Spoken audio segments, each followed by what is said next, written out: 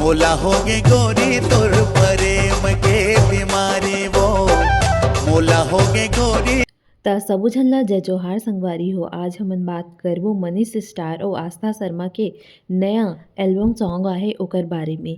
इस गाना इतना वायरल चलत है कि एमा बड़े से बड़े ब्लॉगर मन भी रील बनावत है। जी हाँ संगवारी हो, ए गाना ला एक हफ्ता भी नहीं हो है रिलीज हुए और ए गाना में व्यू और रील्स बनैया काफी तेजी से वायरल होथे। और संगवारी हो, ए गाना में अपन मधुर आवाज दे है विवेक शर्मा और अनुपमा मिश्रा जी हा। मम्मा भाजी के नाम से फेमस हुए मनीष स्टार अब लगातार एल्बम सॉन्ग दे थे और लोगन मन ला काफी ज्यादा पसंद आथे। ओकर जोड़ी सबसे ज्यादा लता साहू के साथ पसंद किए जाथे। आप मन एक नया गाना प्रेम के बीमारी ला देखे हो कि नहीं देखे हो कमेंट करके बताहू। और संगवारी हो, एला आप मन सारेगामा छत्तीसगढ़ी के यूट्यूब चैनल में देख सकता। संगवारी हो, इसने जानकारी बर हमारे वीडियो ला लाइक कर दो, चैनल ला सब्सक्राइब कर दो।